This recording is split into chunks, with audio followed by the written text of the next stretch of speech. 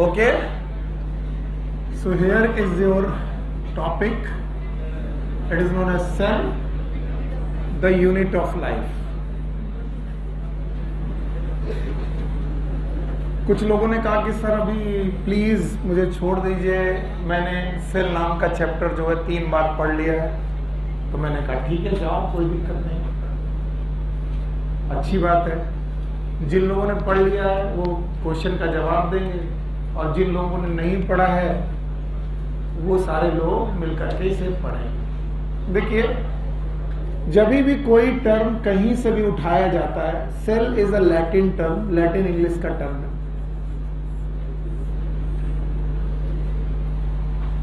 Rather English का term है, और सेल का मतलब ही होता है चैम्बर।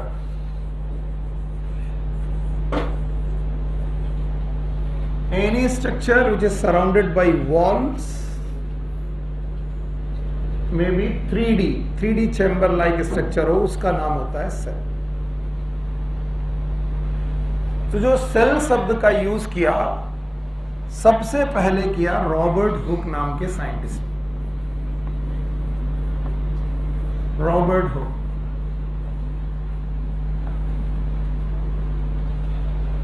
ये प्लांट की कॉर्क सेल्स को देख रहे थे, एक्चुअली कॉर्क को देख रहे, कॉर्क स्लाइसेस को देख रहे थे। और कॉर्क स्लाइसेस को देखने के लिए इन्होंने माइक्रोस्कोप का यूज किया।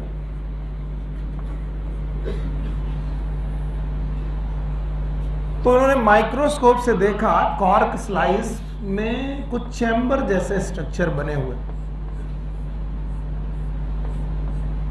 तो इन्होंने कहा कि जो कॉर्क की स्लाइस है, it is made up of repetitive unit which look like chambers.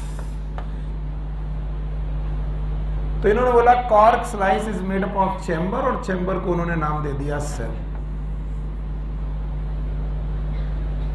Robert Hooke की इस डिस्कवरी को बहुत दिनों तक लोगों ने सराहा किया, कुछ ना कुछ तो है जो कॉर्क में प्रेजेंट है।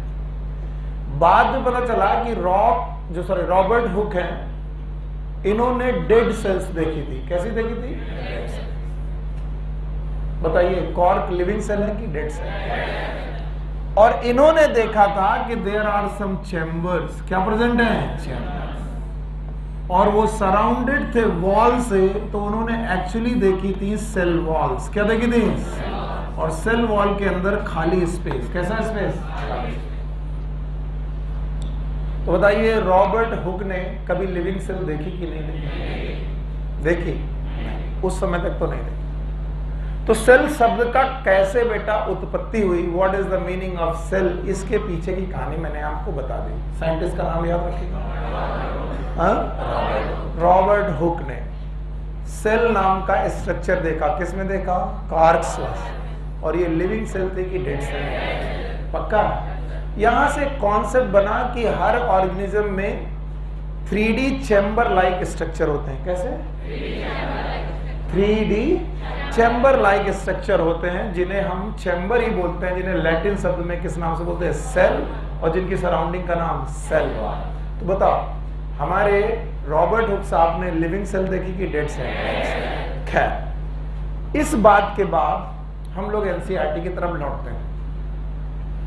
एनसीईआरटी कहती है आप अपने सराउंडिंग में कहीं पर भी देखिए। मैं एनसीईआरटी की एक लाइन को उठाने की कोशिश करता हूं ताकि आपको घर में जाकर के ये ना लगे कि कहीं बाहर से पढ़ा दिया गया।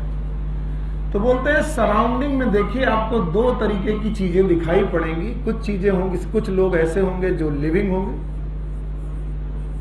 और कुछ लोग ऐसे होंगे या कुछ सब्सटेंसेस ऐसे होंगे जो नॉन लिविंग होंगे।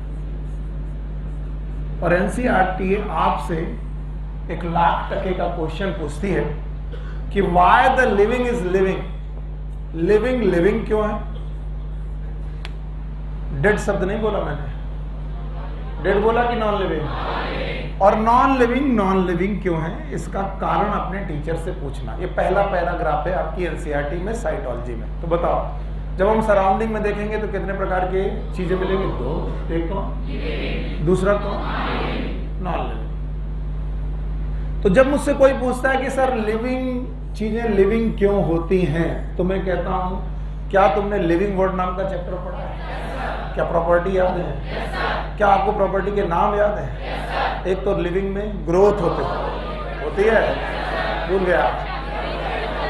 आराम से पढ़ो, आपका चैप्टर बहुत अच्छी तरीके से चल रहा है, तो आपको डरने की जरूरत नहीं कि जल्दबाजी में नहीं करना। देखो बताओ, लिविंग चीजों के बारे में कुछ बातें आपको मुझे बतानी है, बताओगे? क्या लिविंग चीजों में ग्रोथ होती है, रिप्रोडक्शन होता है? पक्का? पर ये दोनों प्रॉपर्टी डिफाइनिंग है। हर लिविंग ऑर्गेनिज्म ग्रोथ करता है, ठीक है, लेकिन जिनमें ग्रोथ होती है वो सब लिविंग होते हैं, ऐसा जरूरी है? क्या हर लिविंग ऑर्गेनिज्म रिप्रोडक्शन करता है?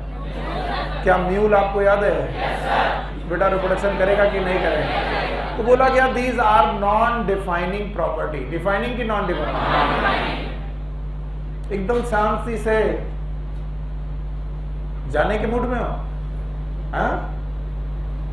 जाना चाहो तो जाओ, मन नहीं कर रहा हूं, लेकिन शांति से बैठो।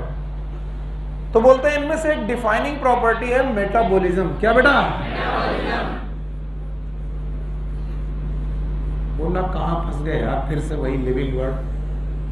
तो बोल रहे इस दुनिया में जो भी जिंदा है वो क्या कर रहा है? कोई पूछे what is metabolism? These are chemical reaction. फिर से बोलो, क्या कोशिकाओं के अंदर कुछ केमिकल रिएक्शन हो रही है? इनके दो पार्ट हैं, एक का नाम एनाबॉलिज्म, एक का नाम। तो बोल रहा है इस दुनिया में जो लोग भी क्या कर रहे हैं? फिर से बोलो, क्या वो लिविंग है? तो बोलते हैं मेटाबॉलिज्म के लिए क्या चाहिए? बोले मेटाबॉलिज्म के लिए चाहिए प्रोटोप्लाज्म। क्या चाहिए? बिना प्रोटोप्लाज्म के मेटाबॉलिज्म पॉसिबल कि इम्पॉसिबल? और बोलते हैं प्रोटोप्लाज्म बोतलों में बंद होकर के तो मिलता नहीं, मिलता है। तो बोलते हैं ये प्रोटोप्लाज्म कहां मिलेगा? बोलते हैं प्रोटोप्लाज्म मिलता है surrounded by cell membrane. Surrounded by एक मेम्ब्रेन द्वारा सराउंडेड स्ट्रक्चर के अंदर हमें प्रोटोप्लाज्म मिलता है। तो बताओ ये जो लिक्विड मटेरियल है इसका नाम क्या है? और अगर ये प्रोटोप्लाज्म है तो इसमें क्या होगी? बोलोगे नहीं? और अगर मेटाबॉलिज्म होगी तो बताओ क्या होगा? लिविंग। तो बताओ लिविंग होने के लिए मिनिमम रिक्वायरमेंट, और प्रोटोप्लाज्म को सराउंड किया गया किससे? Plasma membrane. फिर से बोलो, तो एक स्ट्रक्चर बना जिसका नाम क्या है? सेल। फिर से बोलो, तो इस दुनिया में अगर सेल ना हो, अगर तो प्रोटोप्लाज्म, और प्रोटोप्लाज्म नहीं हुआ तो मेटाबॉलिज्म, और मेटाबॉलिज्म नहीं हुआ तो लिविंग। तो बताओ लिविंग होने के लिए मिनिमम रिक्वायरमेंट क्या है? सेल। फिर से बोलो, तो बताओ सेल से कोई छोटा स्ट्रक्चर पॉसिबल है जो लिविंग हो? पॉसिबल है?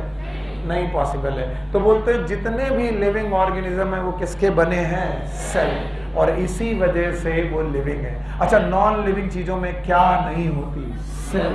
अगर सेल नहीं है तो बताइए उनमें क्या नहीं है? प्रोटोप्लाज्म। और अगर प्रोटोप्लाज्म नहीं है तो बताइए उनमें क्या नहीं है? मेटाबॉलिज्म। और अगर मेटाबॉलिज्म नहीं है तो बंदा लिविंग है कि नॉन लिविंग? इतनी मर मर के समझाने की कोशिश की, पल्ले कुछ पढ़ा नहीं। पढ़ा? बताओ दुनिया में चारों तरफ देखने पर कितनी चीजें मिलेंगी? दो। एक कौन? लिविंग। दूसरा लिविंग। लिविंग क्यों है? Non living. नॉन लिविंग क्यों? पता है? लिविंग क्या कर रहे हैं? मेटाबॉलिज्म। मेटाबॉलिज्म के लिए क्या चाहिए? और प्रोटोप्लाज्म बोतलों में मिलेगा क्या? ये सेल में मिलेगा। और अगर प्रोटोप्लाज्म चाहिए तो क्या चाहिए? सेल। तो मिनिमम रिक्वायरमेंट क्या है? जिसमें क्या होगा? जिसमें क्या होगी? जो क्या होगा? तो लिविंग होने के लिए मिनिमम रिक्वायरमेंट सेल। सेल से छोटी कोई भी चीज पॉसिबल जिसमें क्या हो? लाइफ। इसलिए बताओ लिविंग लोगों के पास क्या पाई जाती है? सेल। और किन के पास सेल नहीं पाई जाती? हाँ, थैंक यू वेरी मच। इसके बाद वो सेल को डिफाइन करते वक्त बोलते हैं कि ऑर्गेनिज्म जिनको आप लिविंग मान रहे हैं, the organism which are living, they are mainly of two types. One is known as unicellular organism.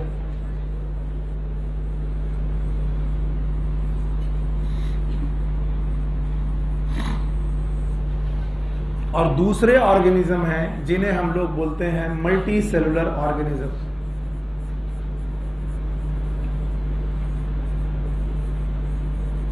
तो पहला पॉइंट तो ये हो गया कि जिंदा रहने के लिए मिनिमम रिक्वायरमेंट क्या है? सेल। अब सेल दो तरीके के लोगों में हो सकती है, वन इज यूनिसेलुलर ऑर्गेनिज्म, दूसरे कौन, पक्का। जैसे किंगडम 5 थे, किसी को भूल गया?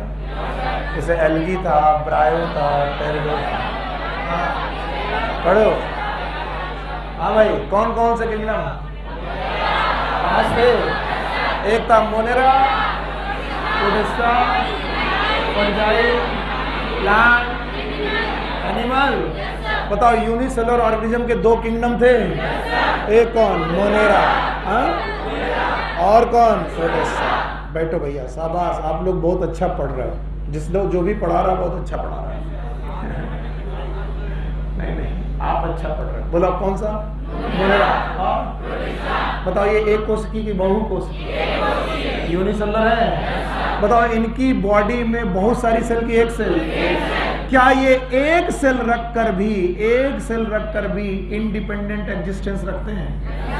सर, इसका मतलब क्या है? इंडिपेंडेंट एग्जिस्टेंस का मतलब क्या है सर? हमें नहीं समझ में आता। क्या आपको अमीबा इंडिपेंडेंट लगता है? Yes sir. No sir. Bacteria independent लगते हैं? यूग्लिना इंडिपेंडेंट लगता है? बताओ, अमीबा इज यूनिसेलुलर की multicellular? Multicellular. Paramecium is unicellular. तो जितने भी यूनिसेलुलर लोग इस दुनिया में हैं, क्या वो इंडिपेंडेंट एग्जिस्टेंस करते हैं? और अगर इंडिपेंडेंट एग्जिस्टेंस कर रहे हैं तो क्या सारी बेटा वाइटल एक्टिविटीज भी खुद कर रहे हैं? They perform all vital activities, all vital activities in single cell.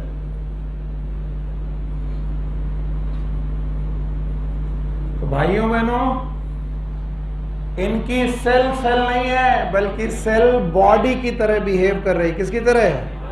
अब कुछ लोग कहेंगे बॉडी की तरह। यस, हम अपनी बॉडी से क्या क्या प्रोसेस कर सकते हैं? इनका तुम्हारा बोली, हम क्या क्या कर सकते हैं? क्या हम डाइजेशन कर सकते हैं? No sir.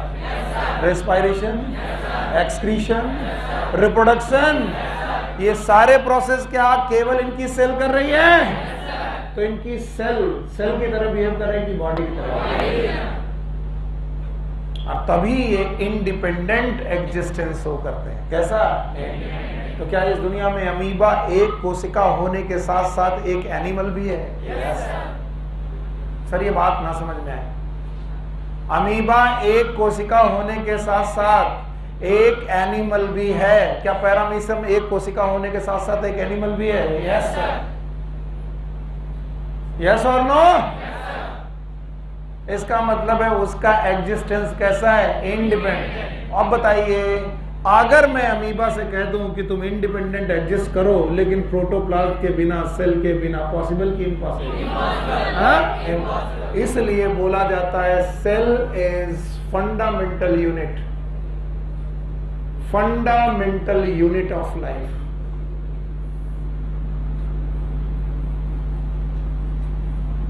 कुछ लोग रट्टा मारते हैं, तो वो लोग इस डेफिनेशन को रट्टा मारने की कोशिश करते हैं, लेकिन मैं अपने बच्चों से पूछता हूं, क्या सेल से छोटा स्ट्रक्चर पॉसिबल है जिसमें लाइफ हो?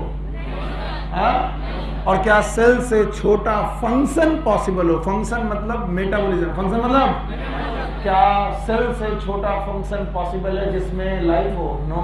तो it is a structural and functional unit of life, structural and functional unit of life.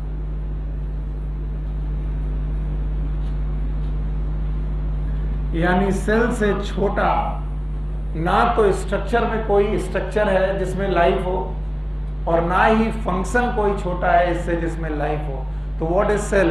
It is structural and functional unit of life. और ये बात हमको बिल्कुल नहीं समझ में आई। आपको आई? हमको नहीं आई। बताओ, पता नहीं क्यों नहीं आई। हमने पढ़ाई लेकिन हमको नहीं आई। वाई? इससे छोटा स्ट्रक्चर पॉसिबल क्यों नहीं? अगर सेल को तोड़ोगे तो प्रोटोप्लाज्म बचेगा कि बह जाएगा? और बह जाएगा तो मेटाबॉलिज्म, और मेटाबॉलिज्म नहीं होगी तो लाइफ। तो बताओ, सेल से छोटा स्ट्रक्चर पॉसिबल है जिसमें लाइफ हो? नो। और बताइए, क्या सेल में एक फंक्शन होता है जिसका नाम मेटाबॉलिज्म है? यस। तो बताओ सेल के अलावा मेटाबॉलिज्म कहीं और दुनिया में है कि नहीं है? नहीं। तो बताओ what is cell? It is a structural and functional unit of life. बताइए सेल से छोटा कोई भी बंदा पॉसिबल है जो जिंदा हो? नहीं है। एक वायरस जरूर है, लेकिन वो कनेक्टिंग लिंक है बिटवीन लाइफ, लिविंग एंड। अच्छा आगे चलो, दूसरे तरीके के ऑर्गेनिज्म कैसे हैं? Multi cell. हम लोग यूनिसेलर की मल्टी सेलर। क्या 3 किंगडम याद है? बोलो कौन? फंजाई। बोलो फंजाई। और कौन? प्लांट। और कौन? एनिमल। इनको हम लोगों ने डिटेल में पढ़ा है। हम लोग क्या है? फंजाई है। फंजाई के एनिमल। एक रिवीजन करोगे? बताओ प्लांट कितने प्रकार के? 5 याद है? बोलो कौन? Algae, bryophyta, pteridophyta, gymnosperm. Animal याद है? वो भी मल्टीसेलुलर। बताओ क्या आपको ये 11 फाइलम याद है? बोलो porifera, coelenterata, ctenophora, platyhelminthes, aschelminthes, arthropoda, mollusca, echinodermata, hemichordata. हम लोग कौन है?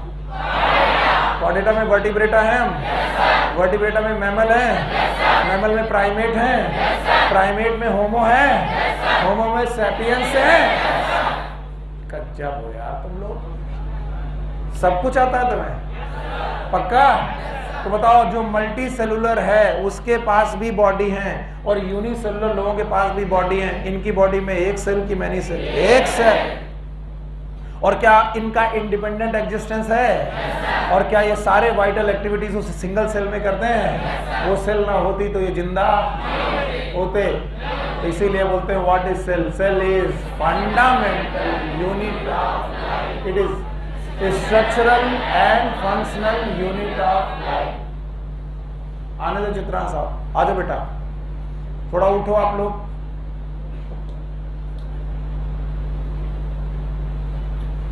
बैच को 2 भागों में बांटना जरूरी है, तो अब हम लोग R2 बैच में मॉर्निंग वाला क्लास मैनेज करेंगे। तो चलो भाई, तो मल्टी सेलुलर ऑर्गेनिज्म हो गए, यूनिसेलुलर ऑर्गेनिज्म हो गए। अब सेल की कुछ इनिशियल डिस्कवरीज हैं और सेल थ्योरी है, इसके बारे में कुछ बातें करनी है। एक साइंटिस्ट हुए हैं एंटोन वॉन लीवनहॉक, कई बार इन्हें बोलते हैं एंटोनी वॉन लीवनहॉक।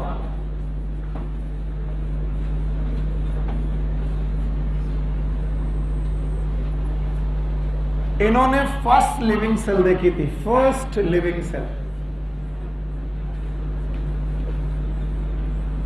क्या इसके पहले मैंने एक साइंटिस्ट का नाम किया था? बोलो कौन थे? Robert Hooke. रॉबर्ट हुक याद है आपको? क्या इन्होंने पहली बार सेल शब्द और सेल डिस्कवर किया था? तो फर्स्ट सेल, लेकिन वो सेल लिविंग थी कि डेड? बातें नहीं करो बेटा। तो अगर कोई पूछे पहली बार कोशिका किसने ढूंढी, नाम बताओ। अगर कोई पूछे पहली बार लिविंग सेल किसने ढूंढी, एंटोनी वॉन।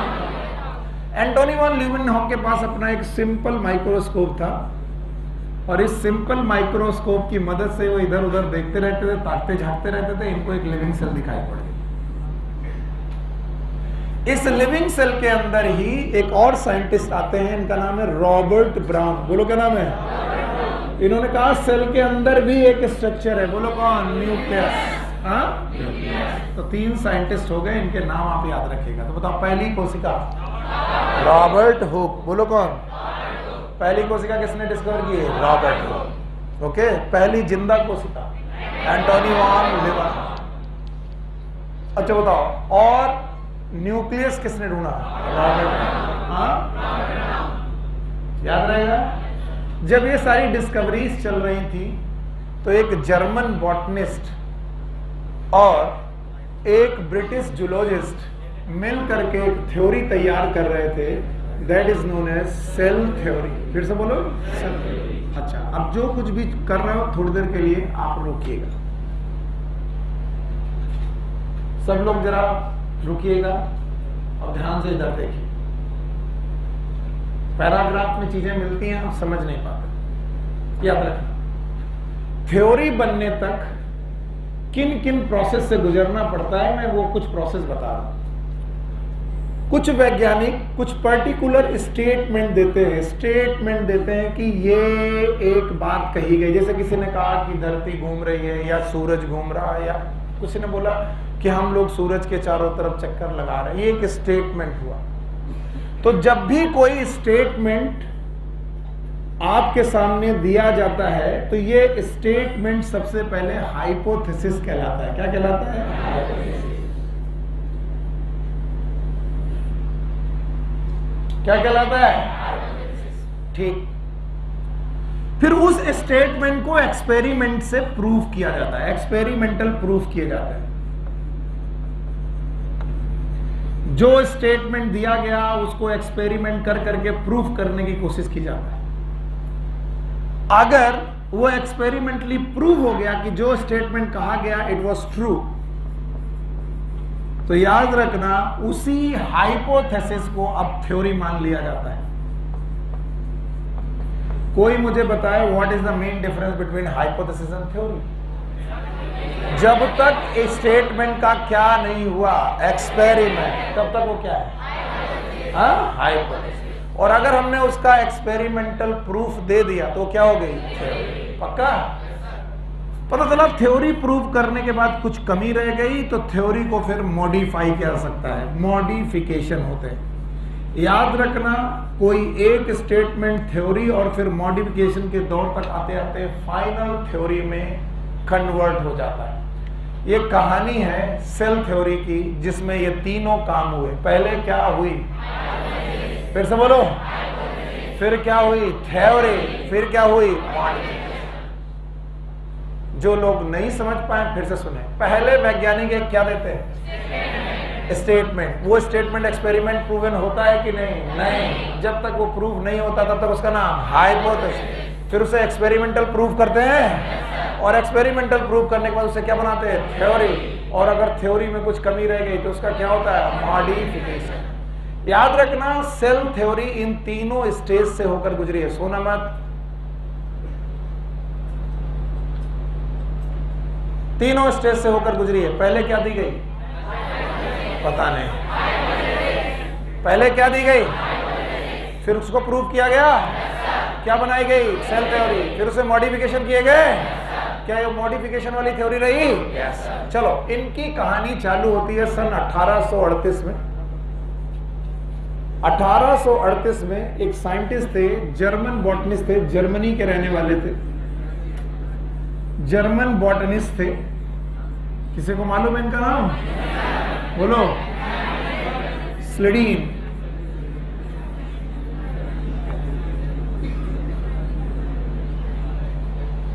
बेटा एकदम शांत। मुझे मालूम है आपको सब कुछ आता है, फिर भी बैठे हो ना यहाँ पर, मेरी इज्जत के लिए बैठे हो तो उतना ही सिखा दो मुझे नहीं आता, आप लोग मुझे सिखाओ। बताओ जर्मनी के थे, 1838 की बात है। नाम बताओ क्या है? स्लेडीन।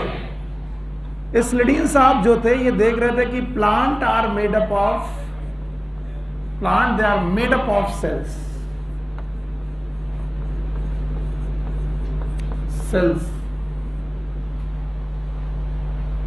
और इन्होंने देखा कि the cells are going to form tissues.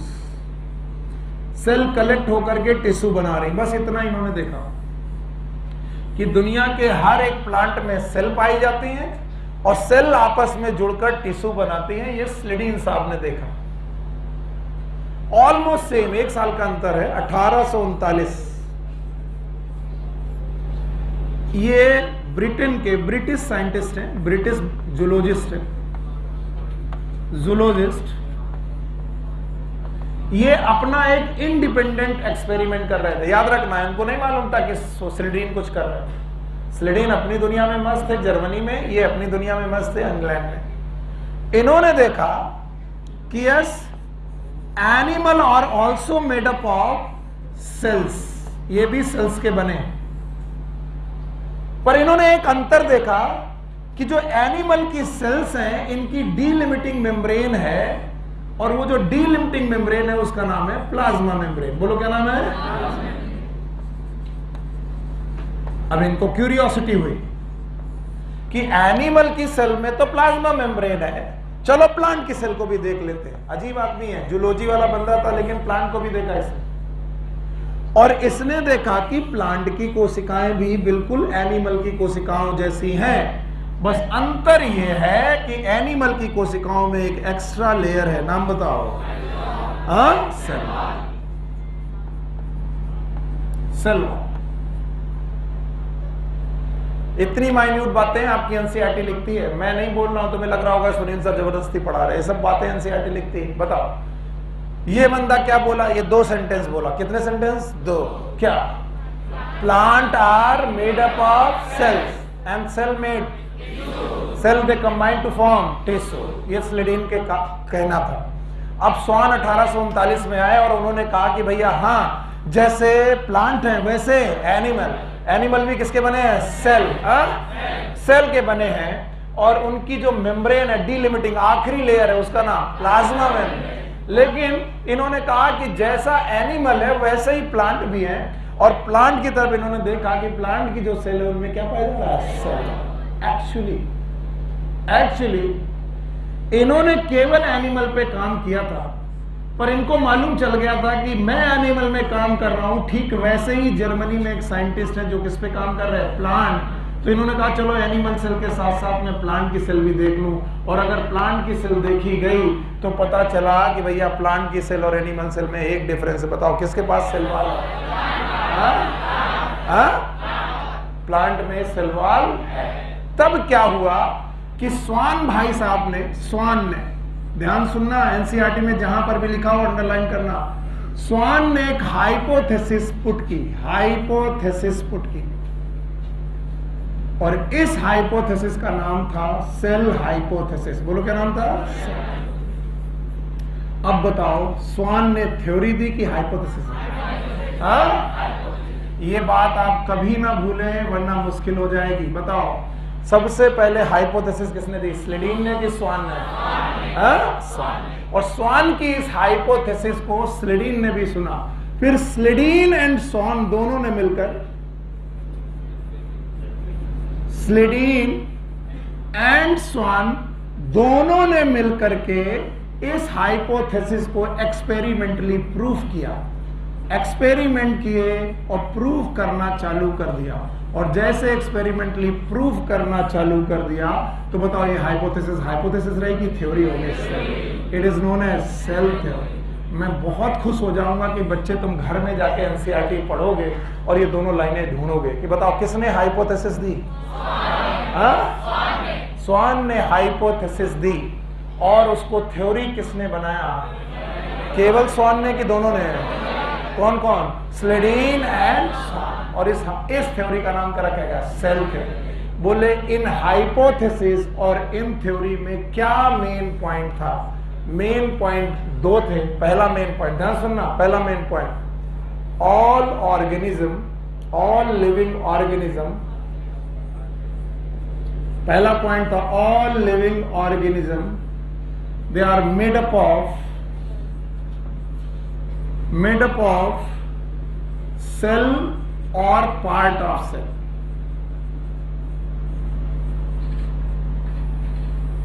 Cell और द पार्ट ऑफ सेल। दूसरा पॉइंट था the property of the organism, property of organism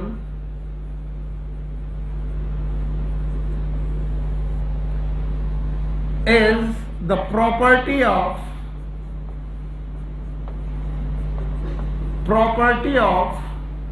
interaction of cell activity। ये सेंटेंस थोड़ा एनसीईआरटी में नहीं दिया गया, तो दूसरा सेंटेंस तुम्हारे लिए हैवी पड़ जाएगा क्योंकि एनसीईआरटी में नहीं है। ये मैं पहले से बता रहा हूं, this is not in NCERT. बताइए सेल थ्योरी के 2 पॉइंट। हाँ पहले से समझो। पहला, चाहे कोई प्लांट हो चाहे कोई एनिमल, किसका बना है? ये पहला पॉइंट है। सेल का बना है या फिर पार्ट ऑफ सेल? सेल का या फिर? किसने कहा कि सर मेरे हेयर में सेल नहीं पाई जाती? हाँ तो क्या ये हेयर बिना सेल के पॉसिबल है?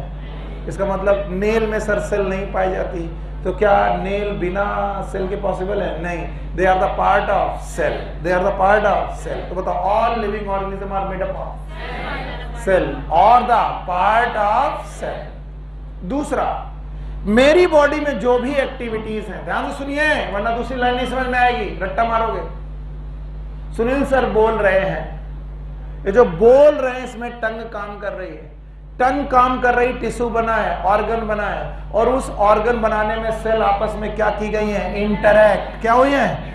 और उनकी एक्टिविटी भी क्या हुई है? इंटरैक्ट। और इस इंटरेक्शन की वजह से मेरे अंदर एक प्रॉपर्टी पैदा हुई है, that I can speak, I can see, I can walk. ये बताओ, ये सारी प्रॉपर्टी मेरी खुद की है कि सेल्स की है? और एक सेल की है कि इंटरेक्शन? और इंटरेक्शन से इमर्जेंट प्रॉपर्टी आती है। मैंने कब पढ़ा दिया था? Living word. हाउएवर, ये थ्योरी इस बात को बताने में सक्षम नहीं थी कि नई सेल कैसे बनती है, how new cell originate.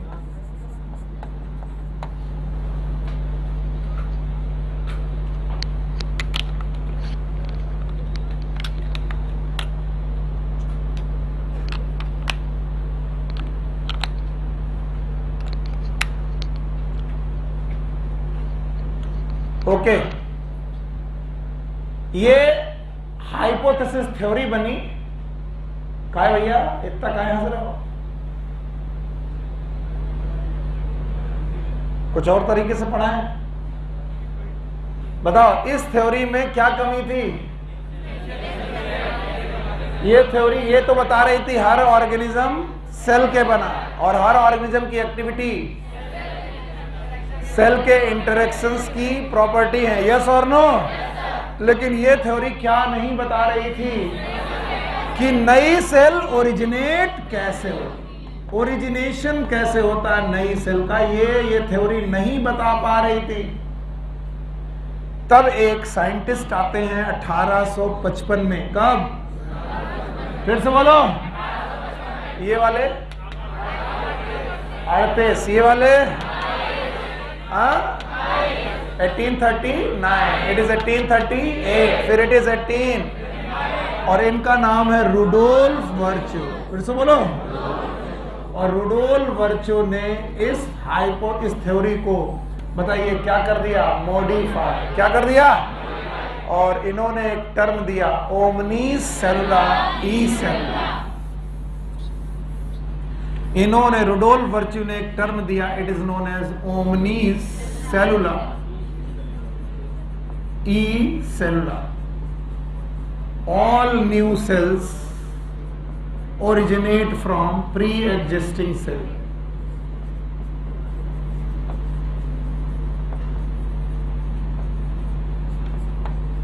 Pre-existing cell। और इस तरीके से ये सेल थ्योरी का तीसरा पॉइंट बना। अब बताओ, सेल थ्योरी के तीनों पॉइंट कौन कौन बता पाएगा? बता पाओगे? पहला पॉइंट, हमारी एनसीईआरटी में कितने पॉइंट दिए हैं? 2 दिए हैं। बताओ कौन वाला नहीं दिया? ये वाला दिया, all living cell are, all organism are made up of cell. और दूसरा पॉइंट क्या था? All new cell originate from pre existing. ये जो तीसरा पॉइंट है किसने बताया? रुडोल्फ। किसी को कोई मतलब नहीं, कुछ लोग सो गए, मैं देख चुका हूं। बताइए, मैंने आपसे बोला था पहले क्या होती है? हाइपोथेसिस, फिर क्या होती है? थ्योरी, फिर क्या होता है? मॉडिफिकेशन। क्या ये अकेली थ्योरी दिख रही जिसमें तीनों बातें हुई हैं? बताओ, हाइपोथेसिस किसने दी? गड़बड़ कर रहे भाई। हाइपोथेसिस किसने दी? स्वान। याद है? थ्योरी किसने दी? स्लेडीन एंड स्वान। मॉडिफिकेशन किसने किया? रुडोल्फ। देखिए यहाँ पर बहुत गिचपिच हो गया था, मैं दोबारा लिख रहा हूँ, सब लोग इधर देखो। कुछ लोग बड़ा झांक झांक के देख रहे थे, इसलिए मैंने इसको मिटाया। बताओ, मैं यहाँ एक एक करके पॉइंट लिख रहा हूँ। बताओ, हाइपोथेसिस किसने दी? स्वान ने दी। स्वान जूलॉजिस्ट था कि बॉटनिस्ट? जूलॉजिस्ट। Botanist, zoologist. अरे ये जूलॉजिस्ट था। कौन था? मैं पूरी तरीके से जान गया हूं कि तुमने मेरी बात नहीं सुनी, सच में नहीं सुनी तुमने। उन्हें लग रहा जो 1838 में आया होगा उसी ने हाइपोथेसिस दी है। नहीं, हाइपोथेसिस किसने दी? स्लिडीन ने कि स्वान ने? अब एक बार और पढ़ाना पड़ेगा। बेवकूफ सो जाते हैं, कहते साइटोलॉजी हमको बहुत अच्छी आती है। 1838 याद है?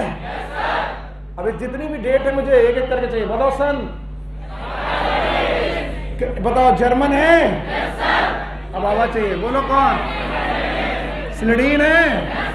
स्लिडीन ने ही बेटा हाइपोथेसिस नहीं दी है। हाँ चलो, थैंक यू वेरी मच। क्या स्लिडीन प्लांट पे काम कर रहे थे? 2 पॉइंट बोले थे।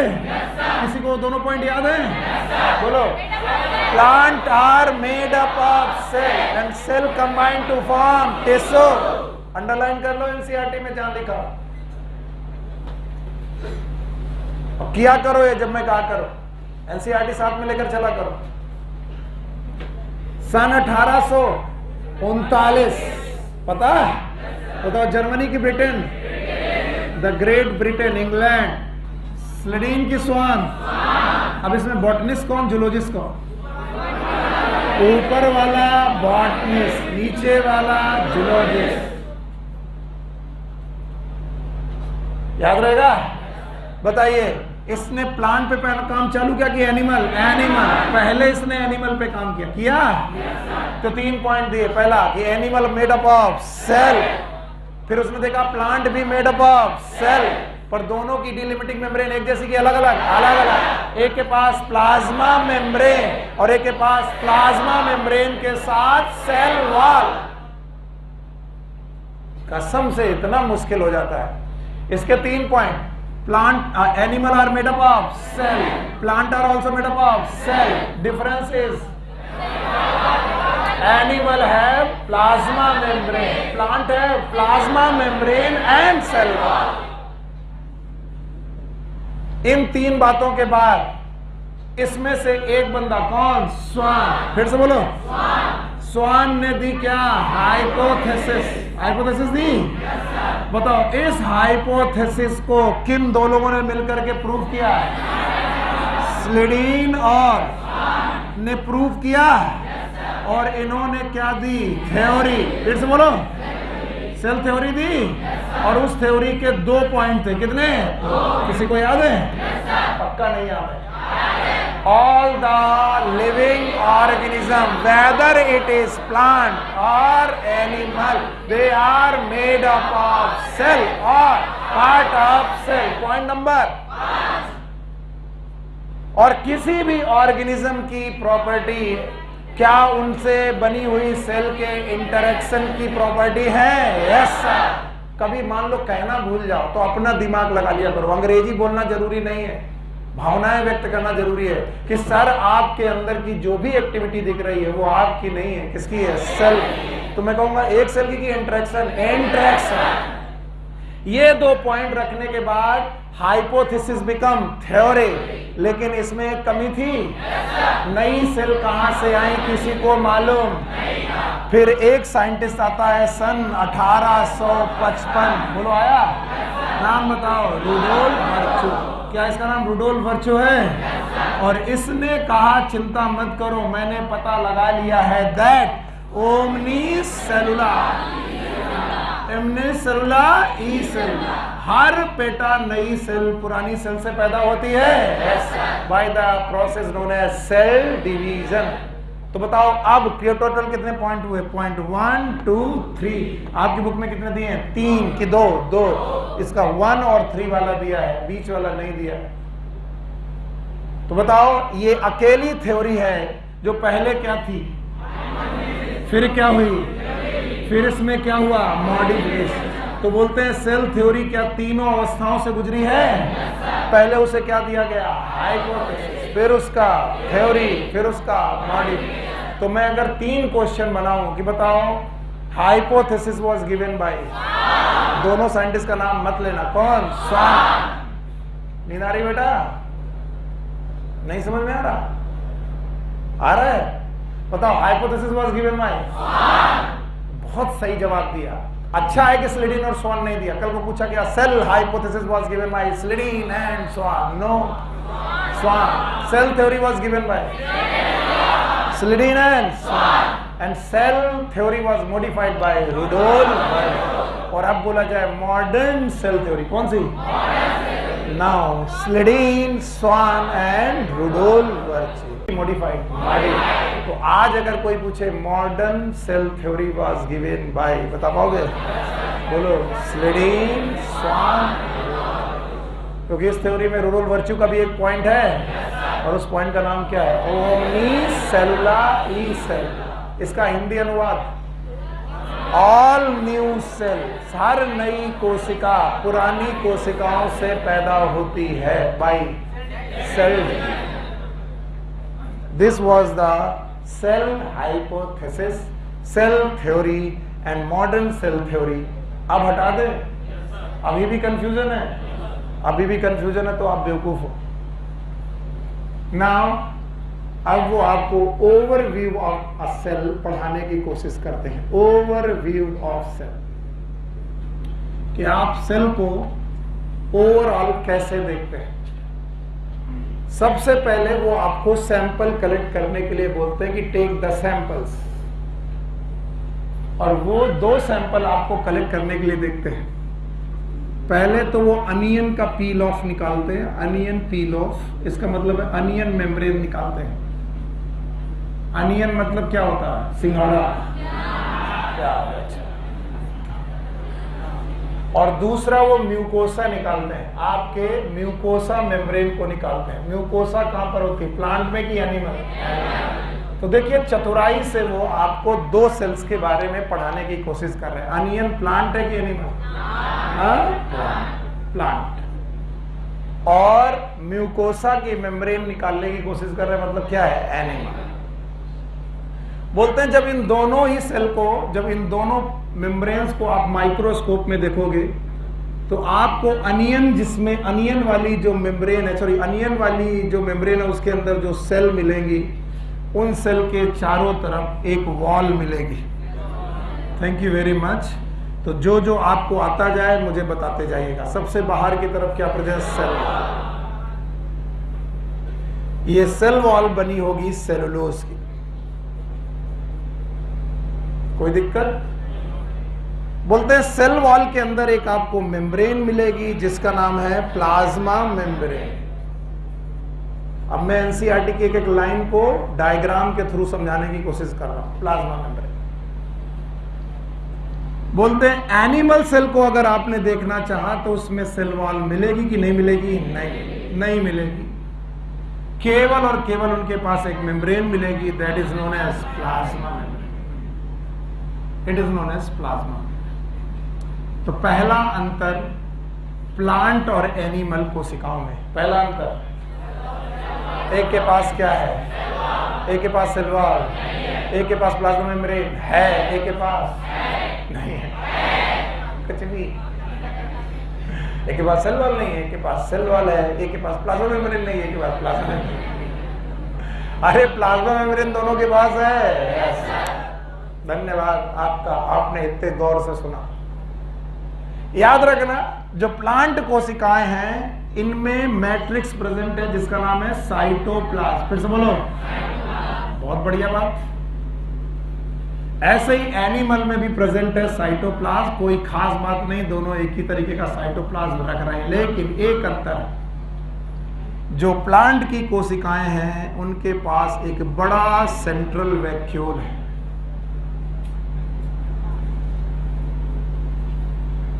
और इनके पास जो बेटा साइटोप्लाज्म है उनमें वैक्यूल हैं, लेकिन लार्ज की स्मॉल, स्मॉल वैक्यूल। दूसरा अंतर बताइए, किसके पास बड़े वैक्यूल? और किसके पास छोटे वैक्यूल? एनिमल।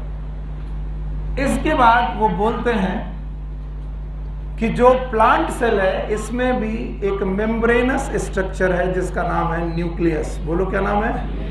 न्यूक्लियस नाम का स्ट्रक्चर है, और उस न्यूक्लियस नाम के स्ट्रक्चर के अंदर प्रेजेंट है डीएनए। क्या प्रेजेंट है? So it have nucleus, well formed nucleus.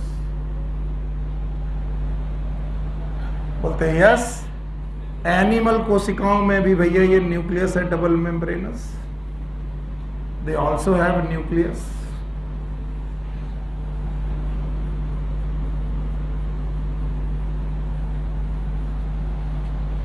Nucleus. चलो, दो अंतर दिखाई पड़े अभी, किसी को दिखाई पड़े? बोलो, किसके पास सेल वॉल है? प्लांट सेल वॉल, प्लांट है, अच्छा। और किसके पास सेल वॉल नहीं है? किसके पास वैक्यूल बड़ा है? किसके पास वैक्यूल छोटे छोटे? किसके पास न्यूक्लियस है? दोनों के पास न्यूक्लियस में डीएनए है।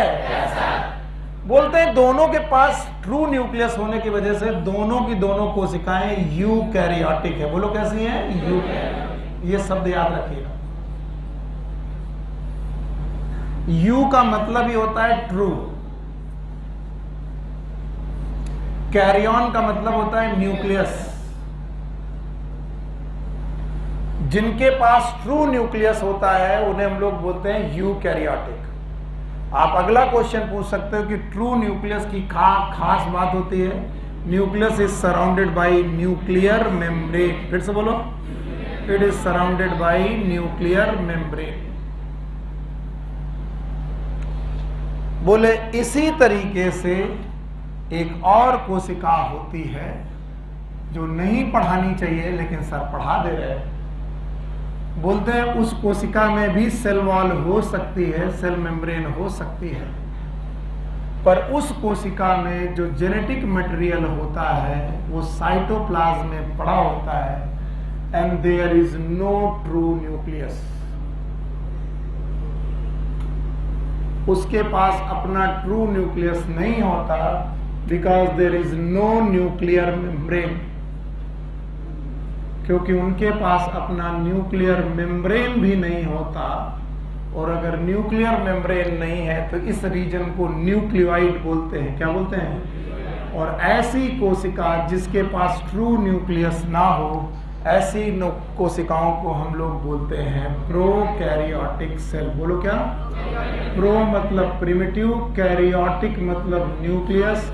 These are known as prokaryotic cell। बताओ कितने प्रकार की सेल? एक कौन? दूसरा कौन? और आपका ब्रेन कुछ ऐसा है कि अगर मैं एक साथ 3 इंफॉर्मेशन दूं तो तीनों को मना कर देता है।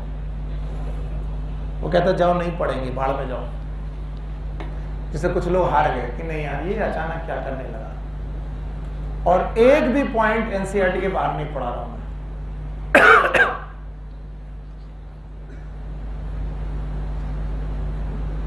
यहां तक अगर तुमने नहीं पहुंचाया तो मैं ऐसे बैठा हूं, मजे कर रहा हूं, है ना।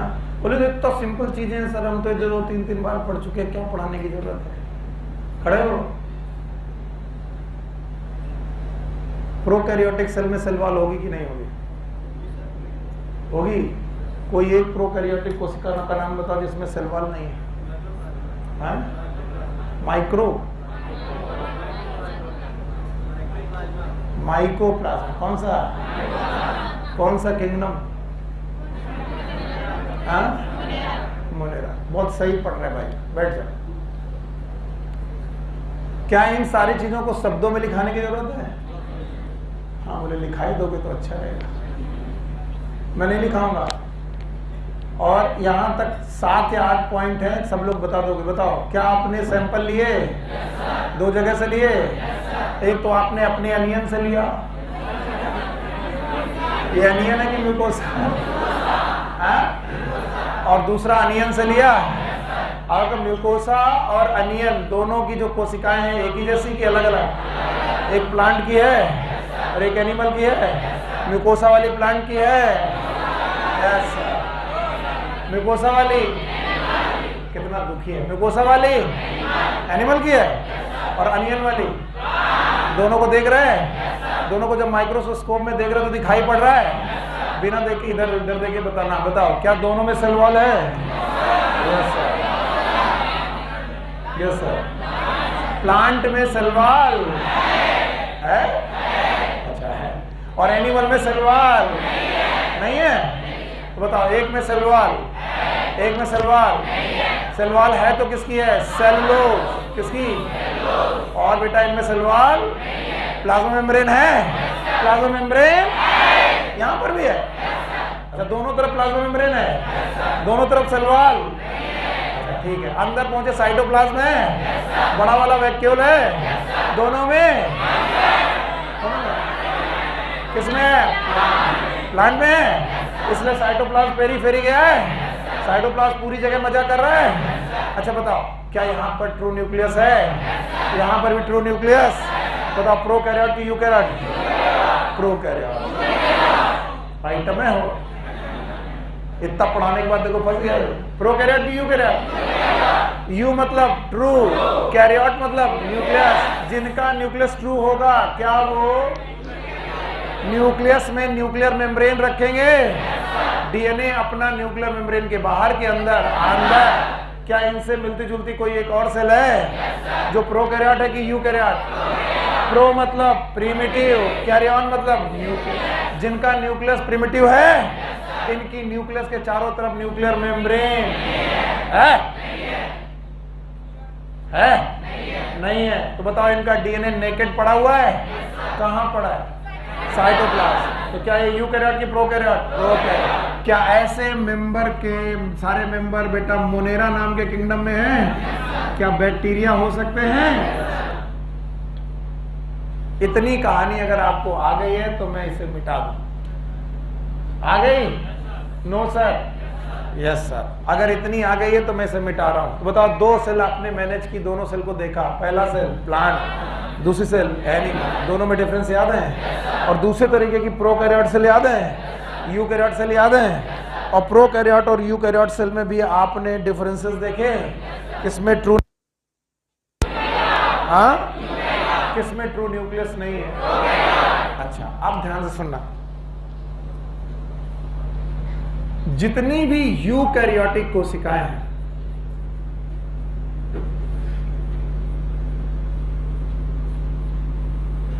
चाहे वो प्लांट की हो और चाहे वो एनिमल की हो, देखो दोनों बना दी मैंने। बताइए इसमें कौन सी वॉल बना दूं? हाँ सेल। क्या ये प्लांट है? ये एनिमल है? भगवान ने इनको बहुत सुंदर न्यूक्लियस दिया और सुंदर न्यूक्लियस में इन्हें मेम्ब्रेन दे दी, यानी न्यूक्लियस के चारों तरफ कौन सी मेम्ब्रेन? तो इनका डीएनए चुपचाप छुप के रह रहा है और इनके पास भी ट्रू न्यूक्लियस दे दिया। इनके न्यूक्लियस में न्यूक्लियर मेम्ब्रेन दे दी, इनका डीएनए भी बेटा न्यूक्लियस के अंदर रह रहा। N for nucleus, N for nucleus. अब ध्यान से, बहुत नींद आती तुम लोग को। किसी भी कोशिका में न्यूक्लियस एक किंग की हैसियत रखता है, राजा की हैसियत रखता है। और राजा को कपड़े मिले, कपड़े मतलब न्यूक्लियर मेम्ब्रेन। फिर से बोलो, तो न्यूक्लियर मेम्ब्रेन होना मतलब न्यूक्लियस को कपड़े मिले। इसलिए इनकी प्रजा के पास, प्रजा मतलब सेल ऑर्गेनेल, बोलो कौन? सेल ऑर्गेनेल के पास भी मेम्ब्रेन हो सकती है, यानी इनके सेल ऑर्गेनेल मेम्ब्रेन बाउंड होंगे। और ऐसे कुछ मेम्ब्रेन बाउंड सेल ऑर्गेनेल के नाम हैं, जैसे ईआर। बोलो क्या बेटा? What is ER?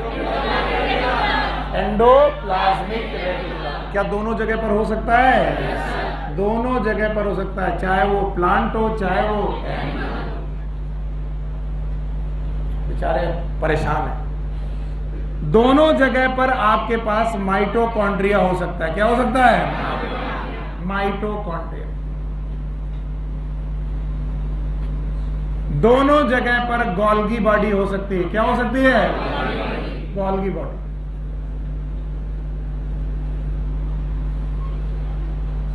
दोनों जगह ईआर हो सकता है, दोनों जगह माइटोकॉन्ड्रिया हो सकता है, दोनों जगह गोल्गी बॉडी हो सकती है। लेकिन प्लांट सेल्स एक एक्स्ट्रा ऑर्गन रखती हैं, अगर वो ग्रीन है। अगर वो सारी प्लांट सेल की ग्रीन, और इस एक्स्ट्रा स्ट्रक्चर का नाम है क्लोरोप्लास्ट। फिर से बोलो।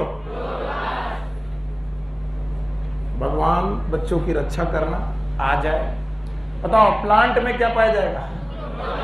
हाँ, क्लोरोप्लास्ट। और क्या इस क्लोरोप्लास्ट में क्लोरोफिल होगा? ठीक इसी तरीके से एनिमल कोशिकाएं भी एक एक्स्ट्रा स्ट्रक्चर रखती हैं जिसका नाम है सेंट्रोसोम। फिर से बोलो, बताओ सेंट्रोसोम प्लांट में कि एनिमल में? नहीं आया, आ गया, ठीक है। बताओ यूकैरियोटिक सेल के पास न्यूक्लियस में मेम्ब्रेन है कि नहीं है? हाँ? बताओ मेम्ब्रेन है तो क्या इनके पास मेम्ब्रेन बाउंड ऑर्गेनेल होंगे? और मेम्ब्रेन बाउंड ऑर्गेनेल के कुछ नाम बता पाओगे? बताओ, बोलो। ईया, व्हाट इज ईया? और mitochondria, Golgi body, chloroplast, micro bodies. बोलो क्या? पक्का? बताओ क्लोरोप्लास्ट दोनों में होगा कि प्लांट में? हाँ? प्लांट में। एनिमल में? तो एनिमल में भी कुछ ऐसा होगा जो प्लांट में नहीं होगा? बोलो कौन? You got my point? अब वो बोलते हैं कि अगर तुम प्रोकैरियोट कोशिकाओं में गए, वैसे तो मैं इतनी सिंपल चीजें पढ़ा रहा हूं कि ये चीजें सबको मालूम है, लेकिन जिनको नहीं मालूम, कसम खा कह रहा हूं, वो आज घर में बहुत रो रहे होंगे कि पता नहीं क्या पढ़ा रहा, कहाँ गायब हो रहा। यकीन मानिए मैं 5-6 साल की अपनी टीचिंग में पढ़ाते पढ़ाते जानता हूं कि जिस दिन मैं प्रोकैरियोटिक यूकैरियोटिक कोशिकाओं के बारे में डिफरेंस पूछता हूं तो मुझे 7 में से 3 या 4 ऐसे बच्चे मिलते हैं, मतलब 10 में से 3 या 4 बच्चे ऐसे मिलते हैं जिनको प्रोकैरियोट और यूकैरियोट में डिफरेंस नहीं मिलता। और तब से मैंने मान लिया है कि मैं ये मान के नहीं चलूंगा कि तुम्हें सब कुछ आता है, और इस वजह से बार बार रिपीटिटिव होता हूं, मैं बार बार समझाने की कोशिश करता हूं। तो जिनको ये सब टॉपिक आते हैं वो कहते हैं क्या चट रहे हैं यार, लेकिन तुम कभी अपने बगल वाले किसी एक बच्चे से पूछना जिसको प्रोकैरियोट और यूकैरियोट में डिफरेंस नहीं है, वो इतना दुखी मिलेगा कि सर अचानक कहां से कहां उछल रहे, समझ में नहीं आ रहा। बताओ ये दोनों को सिखाएं, प्रो की यू? प्रो। दोनों के पास ट्रू न्यूक्लियस है, दोनों के राजा के पास कपड़े हैं, कपड़ा मतलब न्यूक्लियर मेम्ब्रेन है, मेम्ब्रेन बाउंड सेल ऑर्गेनेल होंगे? No sir. अब आया प्रोकैरियोटिक कोशिका, और बोलते हैं प्रोकैरियोटिक कोशिका को गौर से देखिए। और जब आप प्रोकैरियोटिक कोशिका को गौर से देख रहे हैं तो देखा क्या आपने कि इनके पास प्रेजेंट है बेटा, क्या प्रेजेंट है? डीएनए। बताओ न्यूक्लियस है कि नहीं है? हाँ? तो बताओ न्यूक्लियस में there is no nuclear membrane, no nuclear membrane. तो न्यूक्लियस शब्द ही नहीं होगा, रीजन का नाम क्या होगा? न्यूक्लियोइड। फिर से बोलो। और ऐसी कंडीशन को बोलते हैं there is no nuclear membrane. और जब इनमें कोई न्यूक्लियर मेम्ब्रेन नहीं होगी तो बताओ राजा के पास कपड़े हैं कि नहीं है? है? नहीं है। तो बताइए इनके जो सेल ऑर्गेनेल होंगे मेम्ब्रेनस की non membranous? Non membranous cell organelle.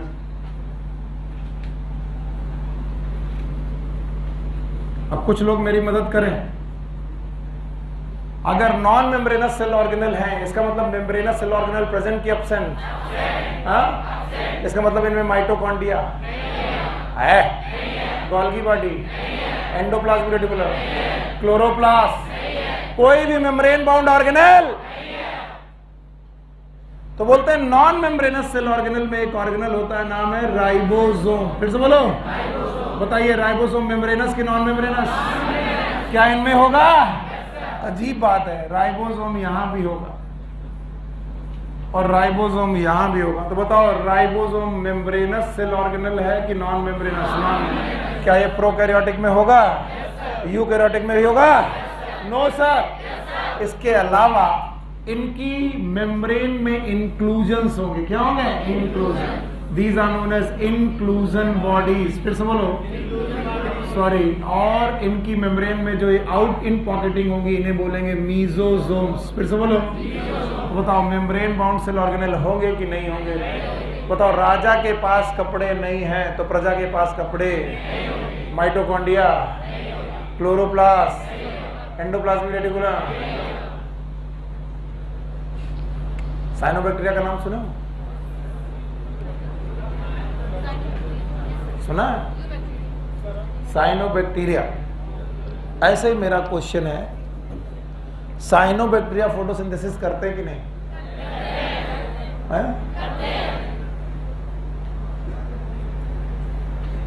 वो सोचेगा हमको तक लिया है, रोज पकड़ के मारते हैं। आओ,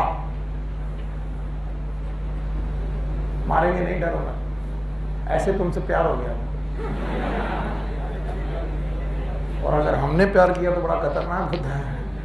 हाँ बताओ, साइनोबैक्टीरिया फोटोसिंथेसिस करते हैं, क्लोरोफिल होगा। अब बाकी लोग शांत रहे भाई, क्लोरोफिल होगा? कहाँ होगा? क्लोरोफिल होगा तो क्लोरोप्लास्ट होना चाहिए।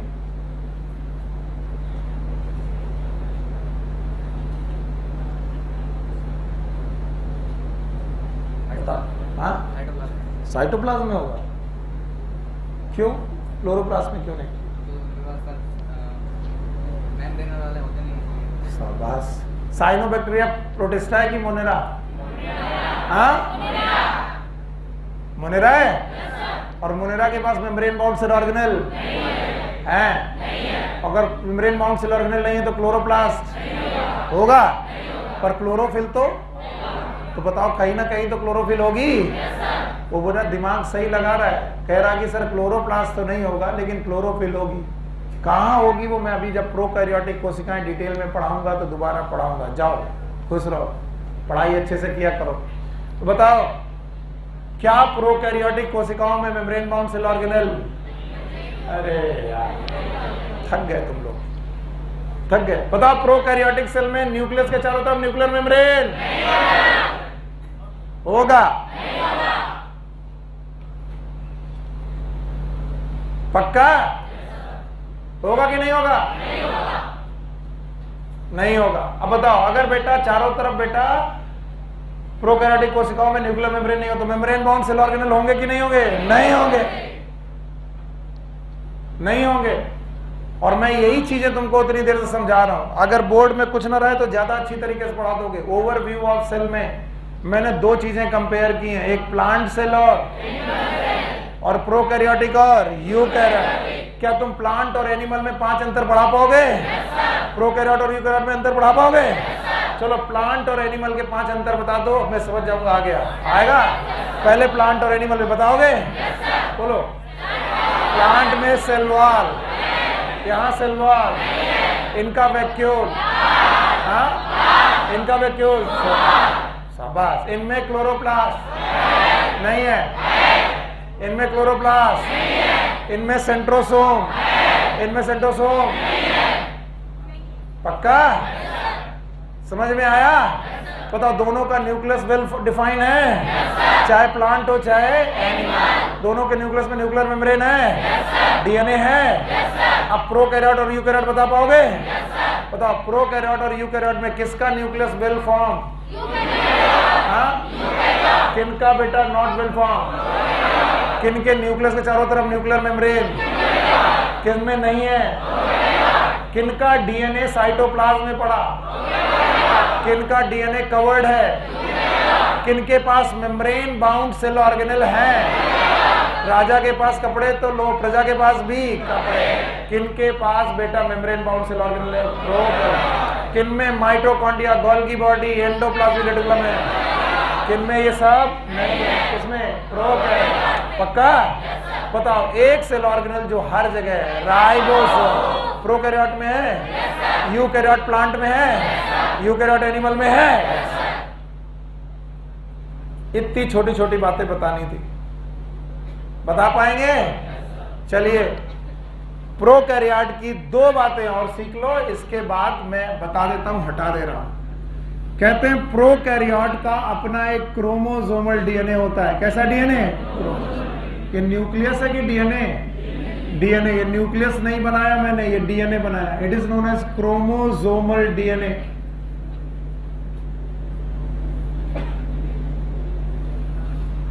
इसके अलावा उनके पास एक एक्स्ट्रा क्रोमोसोमल डीएनए भी हो सकता है।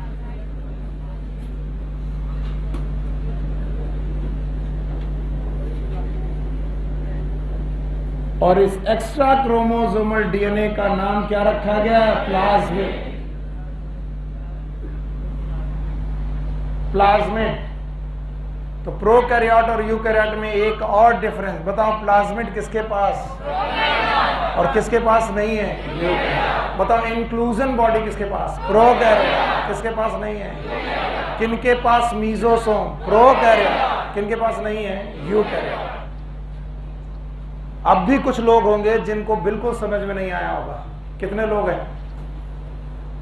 झूठ बोलते हो, घर में जाके एनसीईआरटी पढ़ते हो? कुछ लोग कहते हैं पढ़ने का वक्त ही कहाँ मिलता है, यही बैठा ले रहते हो। यस सर, वो हमें नहीं मालूम, वो आपको करना पड़ेगा। अगर समय हमारे लिए कम है, आपके पास भी कम है, उसी कम समय में आप अपना कुछ और समय कम करिए, सोने में, घूमने में, उसे यहां पर लगाइए। चलो, अब आपके सामने ओवरव्यू ऑफ सेल में से there are some sizes of the cell. Cell की साइजेस के बारे में कुछ बातें आपकी बुक में लिखी हैं। इन साइजेस को सब लोग लर्न करेंगे और फिर मुझे बताएंगे कि आपको आया कि नहीं आया। ठीक है, याद रखना। सबसे पहली बात, इन्होंने स्मॉलेस्ट सेल का साइज बताया है। किसी को याद है? बोलो, स्मॉलेस्ट सेल जो है वो कौन सी है? माइकोप्लाज्मा। और माइकोप्लाज्मा का ही एक बहन है, बनाओ बताओ, PPLO. What is PPLO? Pleuropneumonia like organism. पक्का? इन्होंने माइकोप्लाज्मा को स्मॉलेस्ट मानते हुए उसकी साइज बताई है 0.03 micron. What is 0.03 micron? Sorry, it is 0.3 micron. सही है? What is 0.3? 0.3 into 10⁻⁻6 metre. लेकिन इनसे गलती हो गई। जब इन्होंने पीपीएलओ का डायग्राम बनाया तो उसमें उसका साइज कितना दे दिया? 0.1 माइक्रोन। प्लीज इसे मेंड कर लीजिए। एनसीईआरटी कम, चाहे एक बार अगर इसे स्मॉलेस्ट बोल चुकी तो इसको भी स्मॉलेस्ट ही होना चाहिए। तो ये 0.1 होना चाहिए था कि 0.3। कुछ लोग बोलते हैं कि sir PPLO is the smallest, mycoplasma smallest नहीं है। आप इस चक्कर में मत पड़िए। एनसीईआरटी ने लिख दिया 0.3 micron is the smallest, then it is the smallest. हाँ, तो हमको बताओ क्या बतिया रहे हो? हाँ? पानी। तो बताओ, अगर एनसीईआरटी ने लिखा कि सबसे स्मॉलेस्ट सेल कौन सी? माइकोप्लाज्मा, तो स्मॉलेस्ट सेल कौन सी होगी? माइको। अब उन्होंने पीपीएलओ का साइज कितना दिया? 0.1। तो 0.1 आपको हटाना पड़ेगा, क्योंकि ज्यादातर नोट्स, चाहे वो आकाश के हो चाहे एलन के, उन्होंने उस डायग्राम को मेंड कर दिया। 0.1 की जगह क्या रखा? 0.3। ओके, नाउ बैक्टीरिया की साइज दिया है कितना? They are about 3 to 5 micron metre. Okay, इसके अलावा आरबीसी का साइज दिया है, बोलो कितना? It is about 7 micrometre. It is the diameter of the RBC. Good, thank you. 7 micron ये डायामीटर है। ओके, कोई और साइज दिया? यस, डायग्राम में वायरस का साइज दिया है। बताओ, वायरस बैक्टीरिया से लार्जर कि स्मॉलर? माइकोप्लाज्मा से स्मॉलर। कितना दिया है? 0.02 माइक्रोन। तो वायरस इज अ लिविंग और non living? It is a connecting link between living and non living. सारे साइज लर्न होने चाहिए। तो smallest cell it is the mycoplasma, it is about 0.3 micron. PPLO को भी आपको 0.3 लिखना पड़ेगा, लेकिन डायग्राम में देखोगे 0.3 लिखा है कि 0.1? 0.1। इसके अलावा बैक्टीरिया कितना? 3 से 5 लिख लो भाई। इसके बाद आरबीसी कितना? 7। याद रखना, largest cell ostrich egg. It is ostrich egg. Size नहीं दिया, बस नाम याद रखना कि largest cell is ostrich egg. शुतुरमुर्ग का अंडा दुनिया की सबसे बड़ी लार्जेस्ट कोशिका है। And now the longest cell, nerve cell. Nerve cell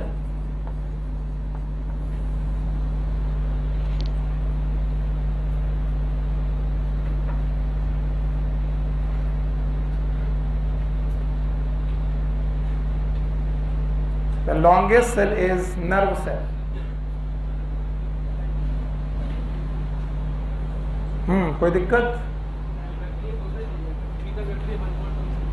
1 से 3 थ्योरी पढ़ी? थ्योरी में कितना लिखा? 3 से 5। अब हम क्या करें यार, एनसीईआरटी 2 जगह गलत लिख देगी तो क्या क्या सुधारें बताओ। हमारी इतनी क्षमता तो है नहीं कि टिपिकल बैक्टीरिया और बैक्टीरिया में डिफरेंस बताएं। नोट करो, रेंज है वो 1 से 3, 3 से 5 और कुछ नहीं। वो कह रहा सर आप ये भी लिखवा दो कि टिपिकल बैक्टीरिया कितना होगा।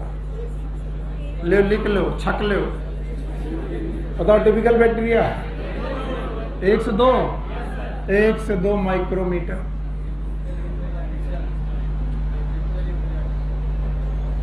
It is a typical bacteria which have the size 1 to 2 micron. फिर बोले सर अगर टिपिकल बैक्टीरिया है तो फिर बैक्टीरिया में अंतर क्या है? ये भी बैक्टीरिया ही है। रेंज है बेटा 1 से 2, 3 से 5, लाइक दैट रेंज। हटा दें, मुझे इन साइज में बड़ा डर लगता है क्योंकि ये खुद अपने आप को कॉन्ट्राडिक्ट करते हैं। कई बार ये अपने बारे में गलत लिखते हैं। बताइए, स्मॉलेस्ट सेल, इनकी एक बहन है, नाम बताओ। ठीक है, फुल फॉर्म क्या ये प्लूरो निमोनिया लाइक ऑर्गेनिज्म है? Thank you very much. तुम्हारे चेहरे बता रहे कि तुम्हारी अब इच्छा नहीं है। पढ़ाऊंगा तो मैं भाई। कुछ लोगों की इच्छाएं बिल्कुल समाप्त हो चुकी हैं। कुछ लोगों की इच्छाएं पढ़ाई लिखाई से उठ चुकी हैं। कह रहे कहाँ फंस गए हैं। अच्छा, जिस दिन मेडिकल कॉलेज जाओगे उस दिन भी ऐसे ही रहेगा। जब आदमी सेलेक्ट हो जाता है तो दूसरे से कहता है यार कुछ नहीं, लगे रहो, बस आराम से हो जाता है। किसी सिलेक्टेड आदमी से मिलोगे, जैसे आप किसी सिलेक्टेड बंदे से मिलो, यार भैया कैसे सिलेक्ट हुए, क्या हुआ? अरे कुछ नहीं, बस पढ़ते रहो, हो जाता है।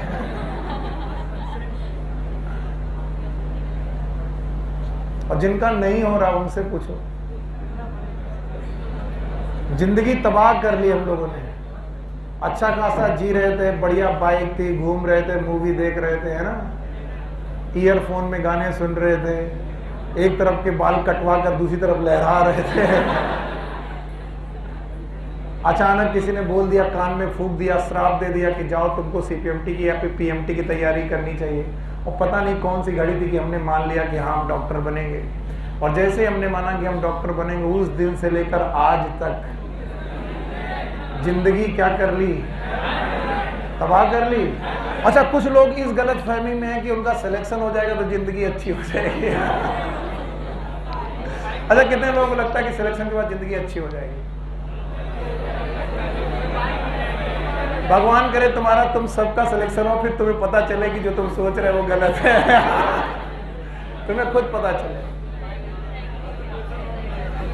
अच्छा, कुछ दिन तो बड़ा अच्छा लगता है, लोग आपको बड़ी इज्जत की निगाह से देखते हैं, भाई तुम्हारा सिलेक्शन हो गया? हाँ हो गया। घर वाले अचानक जो कभी पूछते नहीं थे वो तुम्हारे लिए अलग से मिठाइयाँ मंगवाते हैं। बुआ जी जो कभी बात नहीं करती थी, बोले बेटा बच्चा घर घूम जाओ आके। वो मामा जो हमेशा टेढ़े मुंह बना के रहते थे वो बोलते थे अरे बच्चा हमारा कुछ करेगा, हमें पहले से मालूम था। वो अंकल जिनकी बिटिया इंजीनियर है, जो टेढ़े मुंह कभी देखते भी नहीं थे, वो अचानक देख रहे तुम्हारा हो गया, झूठ बोल रहे हो। वो 2 बार मन में सोचते हैं भगवान ना हुआ हो। फिर एक दिन तुम व्हाइट कोट पहन के फ्लॉन्ट करते हो। जिस दिन तुम पहली बार अपना व्हाइट कोट लेते हो तो वो एक्चुअली कॉलेज में पहना जाना चाहिए, लेकिन तुम घर से ही पहन के निकलते हो। रास्ते में जो मिले वो देखे, भैया लैब असिस्टेंट हो क्या?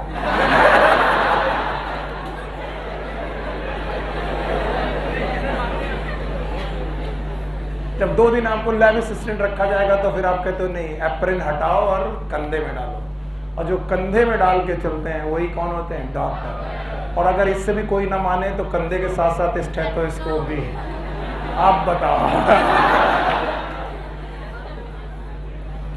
फिर बगल वाली आंटी का अचानक हड्डी टूट जाती है, वो एक्सरे कराती हैं और तुमको वो डॉक्टर समझ चुकी हैं, और तुम्हें अभी मेडिकल कॉलेज गए हुए मुश्किल से 10 दिन हुआ। और वो सोचती है कि तुम मेडिकल कॉलेज जाते ही डॉक्टर बन चुके हो और तुम इन 10 दिनों में केवल रैगिंग से बचने का जुगाड़ ढूंढ रहे थे। और वो आंटी कहती, बेटा इधर आओ, देखो मेरा एक्सरे। तुम बिना देखे एक्सरे उठा दे।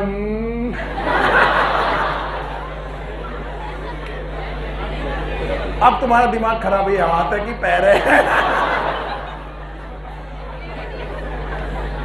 हाँ फ्रैक्चर तो लग रहा है। तब तक आंटी ने बोला, डॉक्टर ने कहा फ्रैक्चर नहीं है बेटा। अच्छा नहीं है। लग तो रहा है आंटी। नहीं नहीं बउआ तुम सही से देखो, तुम अच्छे डॉक्टर हो। अच्छा नहीं आंटी नहीं लग रहा, बाएं पैर में। नहीं बेटा दाहिने में। अच्छा हमने उल्टा पकड़ रखा था। जब ऐसा हो, एक्सरे देखने के पहले सिम्टम पूछो। हाँ आंटी क्या हो गया? कहाँ हो गया? अच्छा देखो दाहिना पैर है। अपने मन में घड़ी बनाओ। हाँ आंटी दाहिने पैर में कुछ लग तो रहा है।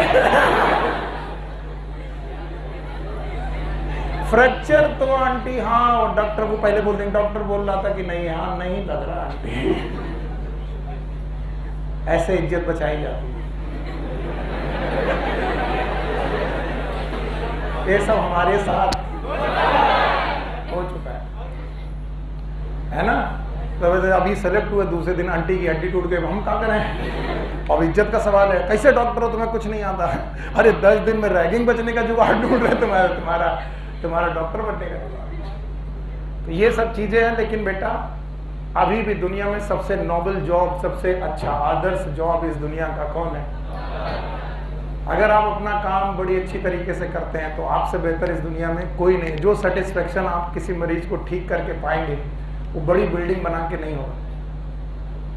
तो मालूम चलेगा कि तुम्हारी जहाँ पोस्टिंग है वहाँ पर 3 दिन का बच्चा, 4 दिन का बच्चा जिंदगी में मौत से लड़ रहा है, और तुमने 2-3 दिन 4 दिन लगातार मेहनत करके रातों में जाग करके उसे बचा लिया। और जब वो अपनी माँ की लैप में वापस लौटता है और माँ उसे दुलार करती, तुम्हें लगता है यस कुछ तो किया यार। अगर ये सेटिस्फेक्शन चाहिए तो चाहे जितने बोर हो जाओ सेल में, हिम्मत बनाए रखनी है। पक्का? और जब भी बोर होने लगा करो तो याद रखा करो, गिटार सीखते वक्त शुरुआत में जब वो बजता है तो बहुत सुर में कि बिल्कुल बेसुरा।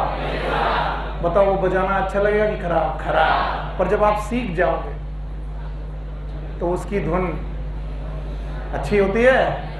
तो बताओ अभी पहले दिन से गाना बजा सकते हैं क्या? नहीं। तो अभी जिनको भी खराब लग रहा कि सर अब बहुत रहने दीजिए, वो एक बार हिम्मत और बांधे और अंदर अंदर बोले कि हमारा सिलेक्शन नहीं तो किसी का सिलेक्शन। 720 में से 720 लाने वालों हम भी इसी कतार में हैं। यस और नो? No sir. अगली बार अगर आपको MBBS चाहिए तो जो लोग अपना कट ऑफ 600 मान रहे हैं वो थोड़ा अपना बार ऊपर उठाएं। अब की बार 600 वालों को MBBS मिला कि नहीं? हे भगवान, इसका मतलब है आपको 650 ले जाना पड़ेगा। कितना? 650। और 650 का मतलब है आपको बायोलॉजी में 360 में से लगभग 340 अटेंड करने पड़ेंगे।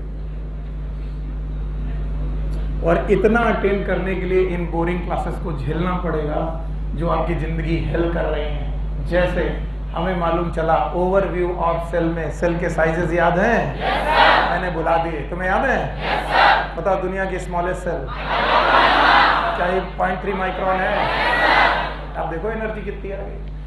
बस अब बताओ क्या लार्जेस्ट सेल याद है? yes, बोलो कौन? लॉन्गेस्ट सेल याद है? yes, बोलो कौन? पक्का? yes, बताओ टिपिकल बैक्टीरिया 3 से 5 हो सकता है क्या? 1 से 2। क्या बैक्टीरिया 3 से 5 है?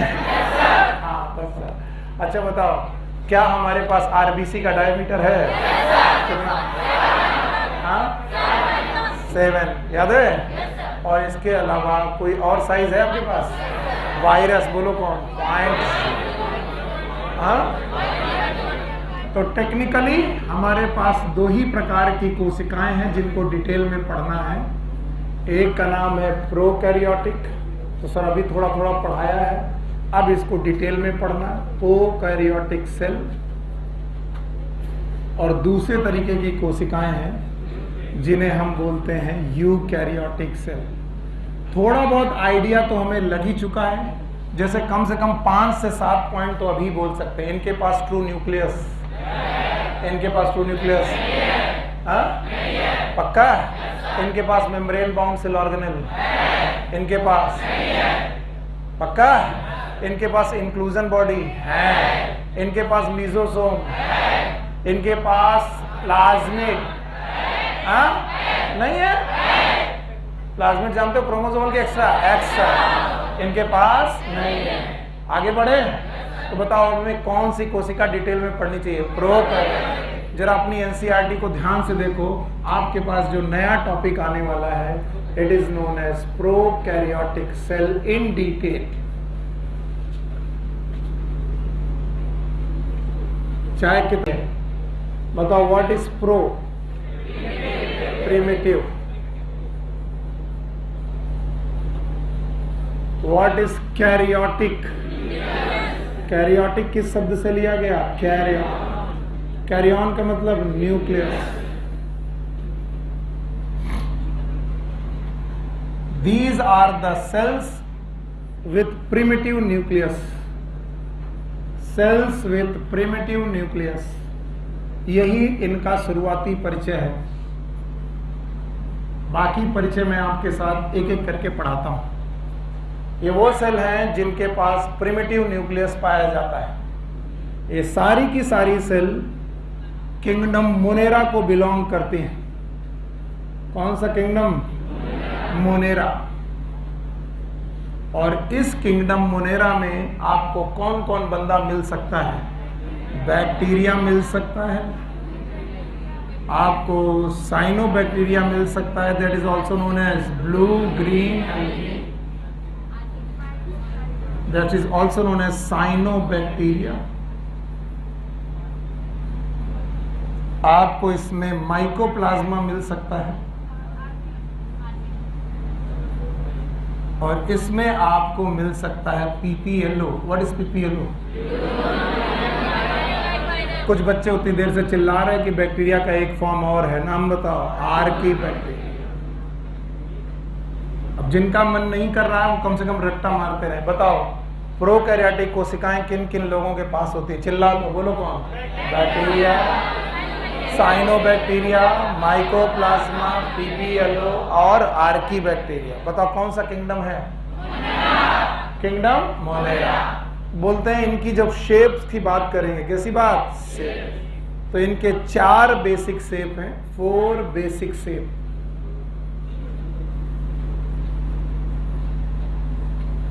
क्या इन 4 बेसिक शेप को हम लोगों ने पहले पढ़ा है? अगर गोल गोल है तो कोकस बैक्टीरिया, गोल गोल है तो। अगर बेटा रॉड शेप्ड है तो बैसिलस। पढ़ चुके हैं फिर भी जवाब नहीं आ रहा। अगर बैक्टीरिया रॉड शेप्ड है, स्फीयर है तो कोकस, और अगर कॉमा शेप है विब्रियो, और अगर स्पाइरल है तो स्पाइरुलम।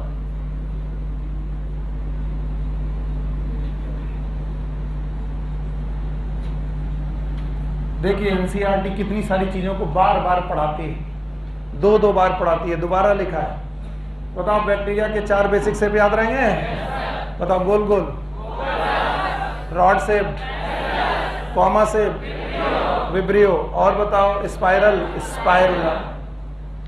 एक पॉइंट सब लोग लिखेंगे, all prokaryotic cell have cell wall except mycoplasma. All prokaryotic sales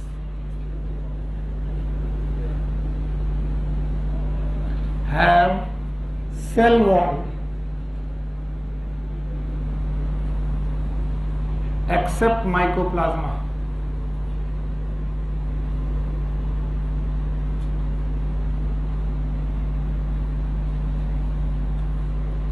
Yes, mycoplasma के पास सेल वॉल है कि नहीं है? हाँ? याद रखना, their cell wall is non-cellulosic.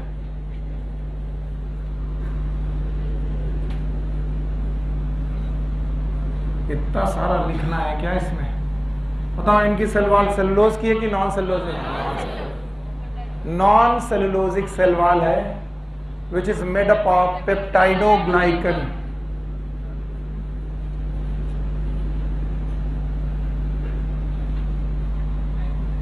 It is made up of peptidoglycan. कुछ और? पेप्टाइडोग्लाइकन याद रखना, peptidoglycan itself made up of 3 thing. One is known as NAG, another one is NAM, and third one is DAP. Peptidoglycan को बनाने के लिए 3 chemical, NAG, NAM, DAP. What is NAG? It is N-acetyl glucosamine।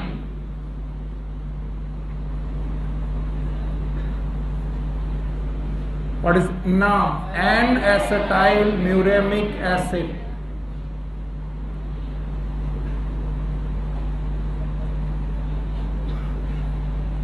And DAP, what is DAP? Diamino palmalic acid, palmalic acid। Combination इनका murine भी कहलाता है, murine.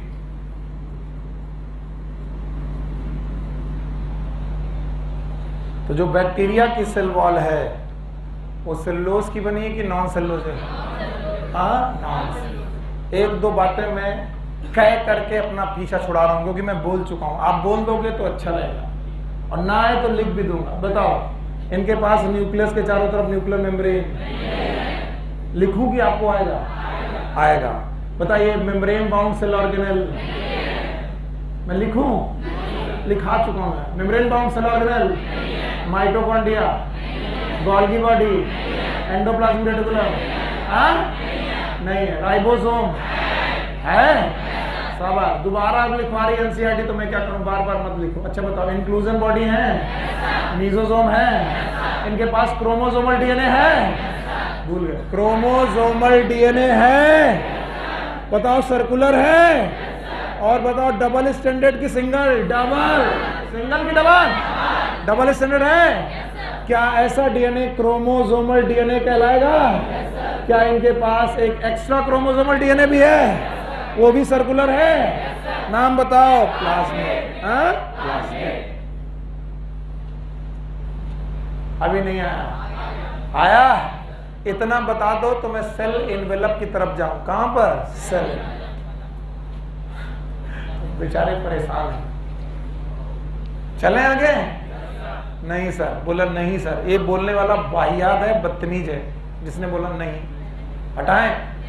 बताओ, all prokaryotic cell है सेल वॉल एक्सेप्ट इनकी सेल वॉल सेलुलोज की बनी है कि नहीं है? बताओ, क्या ये नॉन सेलुलोज है? नाम बताओ। पेप्टाइडोग्लाइकन। फिर से बोलो। बस एक आखिरी चीज पढ़ाऊंगा, इसके बाद छुट्टी कर दूंगा, चिंता मत करना। फिर 6 बजे मिलेंगे। सिंपल चीज बताओ, क्या पेप्टाइडोग्लाइकन 3 चीजों से मिलकर बना है? नाम बोलो। नाग? पक्का? नाग का फुल फॉर्म याद है? बोलो। N-acetyl glucosamine। नाम याद है? N-acetyl muramic acid। डैप याद है? डाइअमीनो पैरामिड। एक खाना पूर्ति कर रहा हूं। न्यूक्लियस में न्यूक्लियर मेम्ब्रेन? पता नहीं। न्यूक्लियोइड रीजन है? डीएनए सर्कुलर है? डबल स्टैंडर्ड है? एक्स्ट्रा क्रोमोसोमल डीएनए है? नाम बताओ। प्लाज्मिड। कितना आता है? इंक्लूजन बॉडी है? नहीं है। कह रहा नहीं है। मीजोसोम है? और ना है तो कोई बात नहीं है, दोबारा फिर से पढ़ा दूंगा। हर प्रोकैरियोटिक्स और सेल, हर इट हैव सेल एनवेलप। ये यूकैरियोटिक में नहीं है सब, लेकिन प्रोकैरियोटिक कोशिकाओं में सेल एनवेलप नाम का एक स्ट्रक्चर है। And this cell envelope is made up of 3 things. 3 layer की बनी है। सबसे बाहर ग्लाइकोकैलिक्स, बीच में सेल वॉल, और सबसे अंदर सेल मेम्ब्रेन। मैं यकीन के साथ कह रहा हूं, मुझे ये सब नहीं पढ़ाना आज, मैं पढ़ाना ही नहीं चाहता। मैं जानता हूं तुम्हारा दिमाग पक चुका है, इसलिए इसको केवल सुन लो और इधर देखो, सब लोग उधर देखो। बोलते किसी भी कोशिका को अगर तुम उठाओगे, प्रोकैरियोटिक कोशिका को, वो मैं कल पढ़ा दूंगा, चिंता मत करो, तो इस कोशिका में 3 लेयर दिखाई पड़ेगी। कितनी लेयर? 3। सबसे बाहर की एक लेयर दिखाई पड़ेगी जिसका नाम है ग्लाइकोकैलिक्स। फिर से बोलो, glycocalyx. It is known as glycocalyx and it meant for attachment. मैं डिटेल में कल पढ़ाऊंगा, आज नहीं पढ़ाऊंगा। ग्लाइकोकैलिक्स के बाद यहां पर एक लेयर आपको मिलेगी which is known as cell wall. फिर से बोलो, सेल वॉल। और इस सेल वॉल के बाद, बेटा उठा,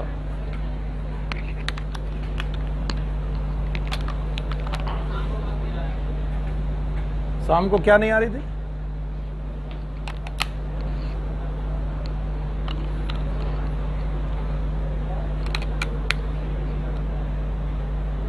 ओके। इसके बाद सबसे अंदर आपको एक लेयर मिलेगी, yes, it is known as cell membrane और प्लाज्मा मेम्ब्रेन।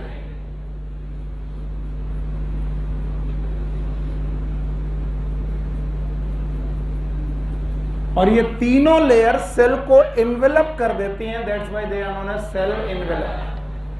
बोलते हैं इन सेल इन्वेलप के हिसाब से the bacteria are of 2 type.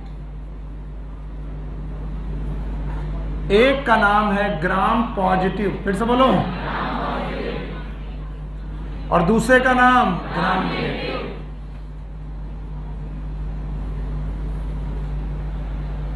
कितने प्रकार की? एक कौन? ग्राम पॉजिटिव, और एक कौन? Gram negative. और ये ग्राम पॉजिटिव क्यों है, ग्राम नेगेटिव क्यों है, ये बुक में नहीं दिया, इसलिए सारे लोग नोट करेंगे, क्वेश्चन आता है, सारे लोग नोट करेंगे, क्वेश्चन आता है, मैं आपको बता रहा हूं, इसलिए इसको नोट किए बिना मत जाइएगा, फिर घर चले जाइएगा, जैसे ही नोट हो जाए वैसे समझ लेना।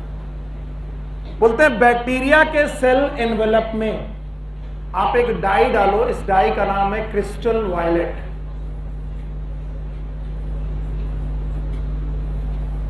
या फिर इसी डाई को बोलते हैं जेंसियन वायलेट और जेंसियन ब्लू। एक कलर है, ये बैक्टीरिया के ऊपर डाला जाता है, ऐसे डाल दो। तो जब क्रिस्टल वायलेट या जेंसियन वायलेट या जेंसियन वायलेट नाम का ये डाई बैक्टीरिया के एनवेलप में पड़ेगा, किसमें पड़ेगा? एनवेलप। तो सारे बैक्टीरिया ब्लू स्टेन करते हैं, यानी सब ब्लू कलर का दिखाई पड़ने लगते हैं, पर्पल या वायलेट कलर या ब्लू कलर का दिखाई पड़ने लगते हैं। चलो मुझे बताओ क्या किया मैंने? डाई डाली। कौन सी डाई? क्रिस्टल वायलेट या फिर जेंसियन वायलेट। हमने कौन सी डाई डाली? क्रिस्टल वायलेट और जेंसियन वायलेट। किस पर डाली? बैक्टीरिया के सेल एनवेलप। और जैसे डाला तो किस कलर का आया? ब्लू स्टेन आएगा, ब्लू दिखाई पड़ने लगेगा बैक्टीरिया। अब बैक्टीरिया को 0.5% आयोडीन सोल्यूशन से धुलेंगे। अब इसमें 0.5% आयोडीन सोल्यूशन डालेंगे। आयोडीन सोल्यूशन डालने के बाद इसे वाटर से धुलेंगे। वाटर से धुलने के बाद इसको एसिड से धुलेंगे, may be H2SO4 I think. और इस धुलने के बाद कुछ बैक्टीरिया अभी भी ब्लू कलर के स्टेन करते रहेंगे। जो बैक्टीरिया अभी भी ब्लू कलर के स्टेन करते रहेंगे दे आर ग्राम पॉजिटिव। फिर से बोलो। और जो कलर छोड़ देंगे, कलरलेस हो जाएंगे, दे आर ग्राम नेगेटिव।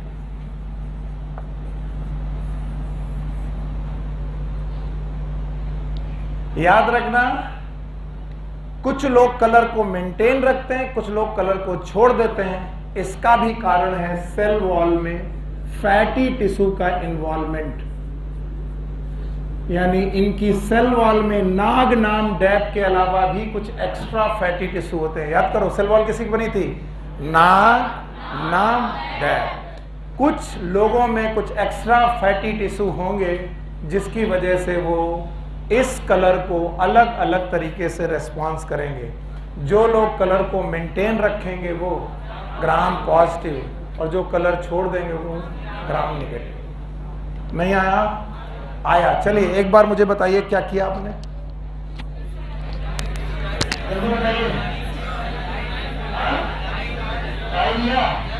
कौन सा टाइम? इससे पहले किया, फिर क्या किया? सर बेटा मुझे थोड़ा सा डिफरेंस लग रहा था, इसीलिए मैं यहाँ तक गया दोबारा। प्लीज ये H2SO4 चेंज करिए।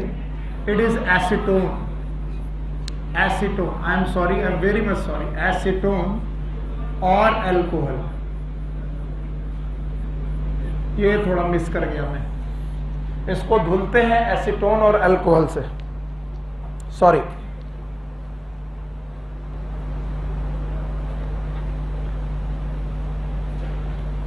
I am sorry. चलो भाई अब बताओ कौन सी डाई? क्रिस्टल वायलेट और जेंसन वायलेट। कैसा कलर? ब्लू। फिर क्या किया? 0.5% आयोडीन। क्या डाला? वाटर। फिर एसीटोन और अल्कोहल। अगर ब्लू आया, अगर ब्लू निकल गया, ग्राम नेगेटिव। और इनमें पॉजिटिव और नेगेटिव आना पूरी सेल की वजह से है कि एनवेलप? और एनवेलप में कितने लेयर? तीनों याद है? सबसे बाहर, हाँ, और दूसरा, तीसरा, पक्का? अच्छा, कल का टाइमिंग याद है? जिन लोगों को इसी टाइम पे आना है वो 11:30 बजे आए, और कुछ लोगों को सुबह आना होगा, वो कितने बजे आएंगे? 9 बजे। 9 से 11। Take care, good luck, bye bye.